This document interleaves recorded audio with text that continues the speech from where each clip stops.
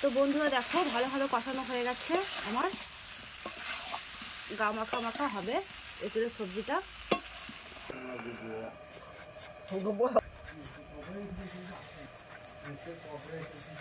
Good idea, the down 7.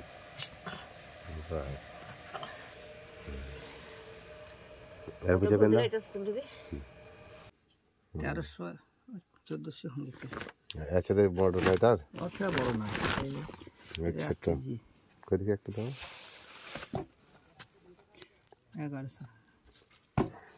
1180 তাহলে এইটাই এ করি, ঠিক আছে। তো আজকে বন্ধুরা বাড়িতে রান্না করব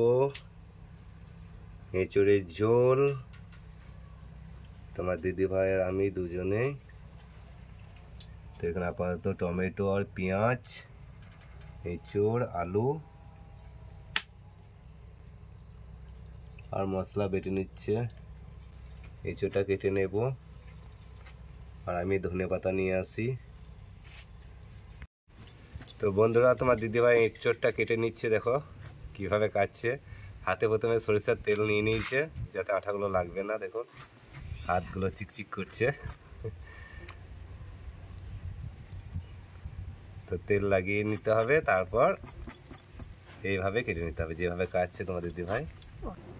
দিদিভাই বলছে সবাই জানে এঁচড় কাটতে, জানে তো সবাই, তো আমরা এইভাবে কাটি সেইটা আপনাদেরকে দেখাচ্ছি যে সরিষার তেল লাগালে পরে আঠাটাও লাগবে না হাতে।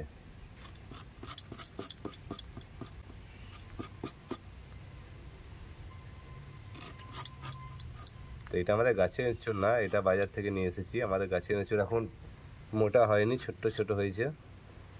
যখন মোটা হবে তখন আপনাদের সঙ্গে শেয়ার করব। ভাই মোটা মোটা পিস করো, হ্যাঁ ওরকম করে বাস খাসির মাংসের মতো, হ্যাঁ মোটা মোটা পিস হবে তাই ভালো লাগবে।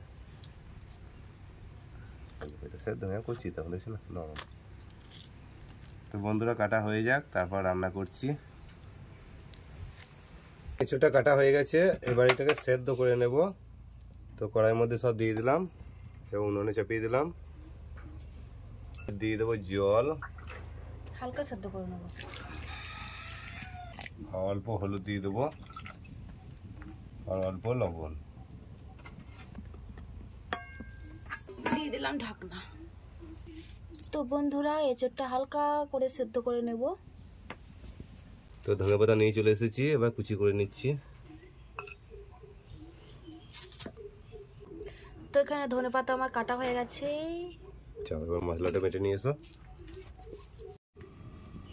তো এঁচড়টা এবার দেখে নেবো সেদ্ধ হলো নাকি।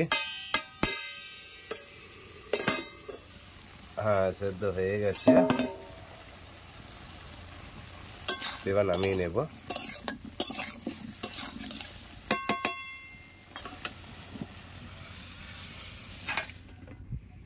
এখন টাটকা এঁচড়। তো এই রান্নাটা কীভাবে করছি দেখুন বন্ধুরা। সরিষার তেল,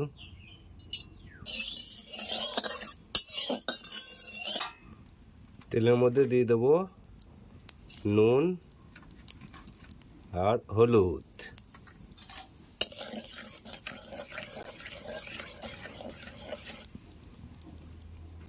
এবার দিয়ে দেবো এঁচড়টা।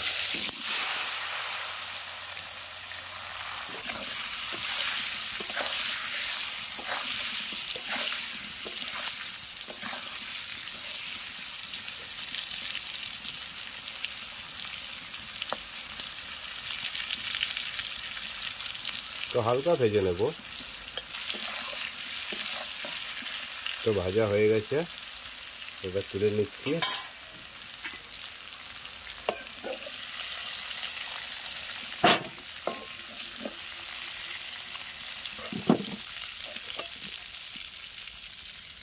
ওই তেলের মধ্যে দিয়ে দেবো আলু।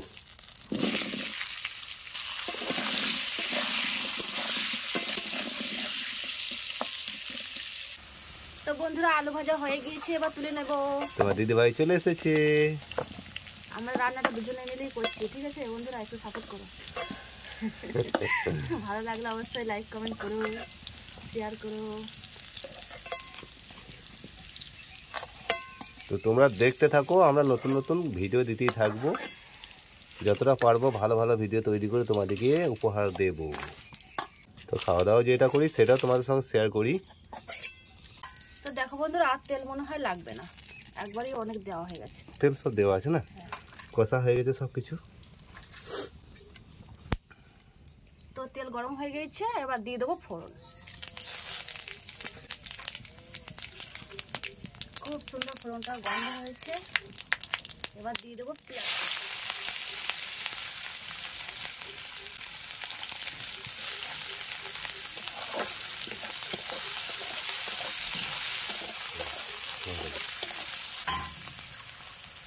একটু লবণ দিয়ে দেবো।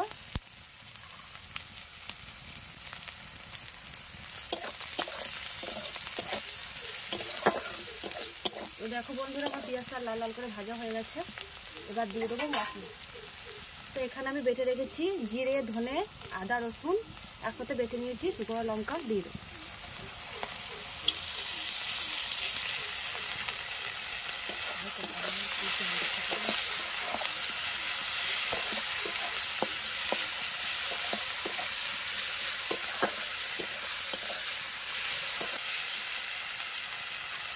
এবার দিয়ে দিচ্ছি টমেটো।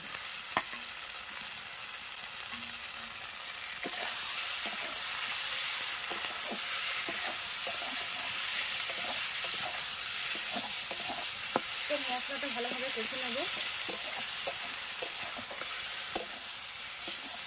এবার দিয়ে দিচ্ছি হলুদ গুঁড়ো,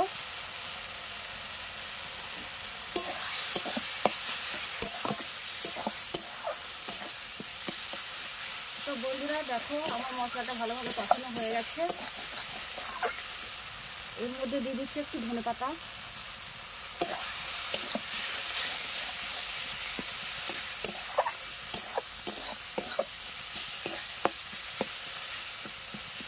তো ভালোভাবে মশলা কষানো হয়ে গেছে। এবার আমি দিয়ে দিচ্ছি ভেজে রাখা আলু আর একটু।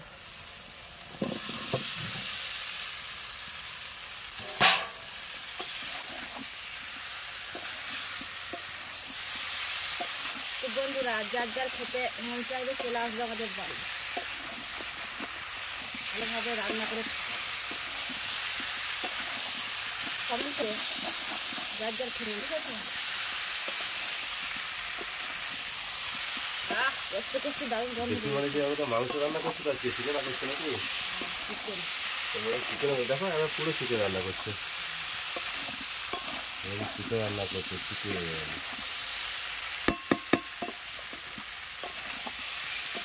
তো বন্ধু দেখতে দিদি ভাই কিভাবে রান্না করছে, আজকে রান্নাটা কিন্তু একদম জোরদার হচ্ছে। তো বন্ধুরা দেখো ভালোভাবে কষানো হয়ে গেছে, আমার গা মাখা মাখা হবে এঁচোড়ের সবজিটা। তো এবার দিয়ে দিচ্ছি জল।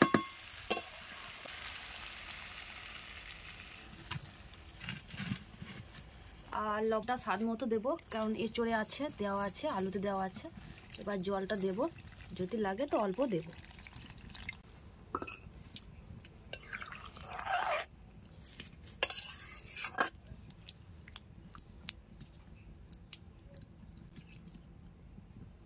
খুব সুন্দর হয়েছে গো।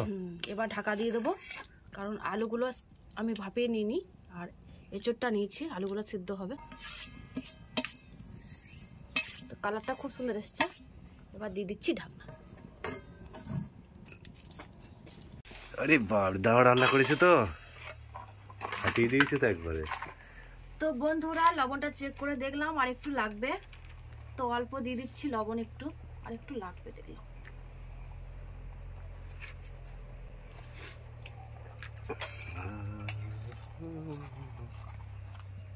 তো এখানে লাল লঙ্কার গুঁড়ো দেওয়া হয়নি, এই যে কাঁচা লঙ্কা রান্না হয়েছে, সেই জন্য কালারটা এরকমই হচ্ছে।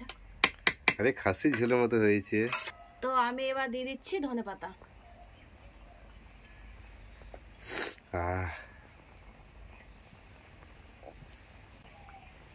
বন্ধুরা আমার এঁচোড়ের সবজিটা রেডি হয়ে গেছে, এবার নামিয়ে নেব। তো বন্ধুরা কেমন হয়েছে একটু কমেন্ট করে জানাবে, ভালো লাগলে অবশ্যই চ্যানেলটাকে সাবস্ক্রাইব করে পাশে থাকবে। দেখা হচ্ছে নতুন একটা ভিডিওতে, ততক্ষণের জন্য সবাই ভালো থাকবে, সুস্থ থাকবে, টাটা।